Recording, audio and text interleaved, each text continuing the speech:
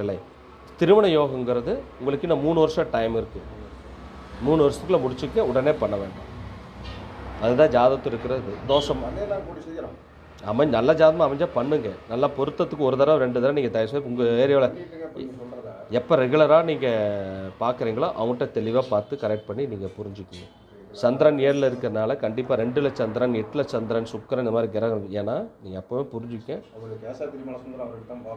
சரி, 7ல் இருக்கிற சந்திரன் என்ன பண்ணுமா, பையன் பல பேரை தொடர்புடையனா இருந்து பிள்ளையும் அந்த மாதிரி மாற்றுவானா. ஓப்பனாக உங்களுக்கு பேச சந்திரன் சுக்கிரன் சேர்ந்தா விபச்சாரி, அவ்வளோதான். விபச்சார வேலைக்கு தூண்டுடுவான் பையன். அது 7ல் இருந்தால் லக்னத்தில் இருந்தாலும் பண்ணும்.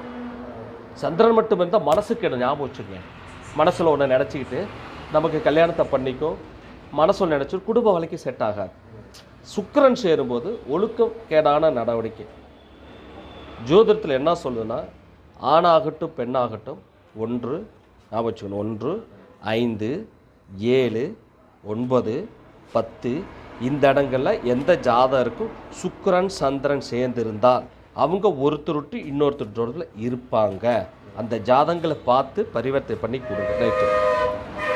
இதுக்கு ஏதாவது கிரக பார்வை சேர்க்கை எதாக இருந்தால் பரிகாரம் ஆகி போயிடுது. அந்த மாதிரி கிரக சேர்க்கை பார்வை இருக்கானா? இல்லை. கிரக சேர்க்கை வேறு ஏதாவது கிரக சேர்க்கை கூட இருக்கணும்.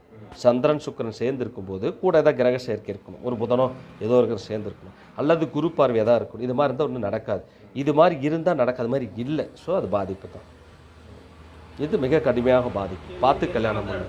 ஒருத்தரோட கல்யாணம் பண்ணி பொழைக்க மாட்டேன்னு சொல்லி வந்துட்டு வேறொருத்தர் தொடர்பில் வேறொருத்தர் லிங்கில் இன்னொரு கல்யாணம் பண்ணிக்கிற மாதிரி இல்லை இன்னொருத்தர் வச்சுக்கிற மாதிரி அமைப்பு இது 27க்குள்ளே முடிச்சு கொடுத்துரும்.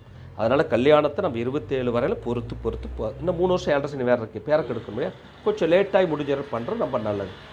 அதுக்கு சனி இன்னும் 3 வருஷம் இருப்பதனால சனிபவன் வழிபாடு, சனிக்கிழமை கண்டா பைரவர் வழிபாடு, சனிபவன் நடு காகத்து சாப்பிட ஏதோ தெய்வ வழிபாடு ஏதோ ஒன்று பண்ணிக்கிட்டே இருக்கீங்க.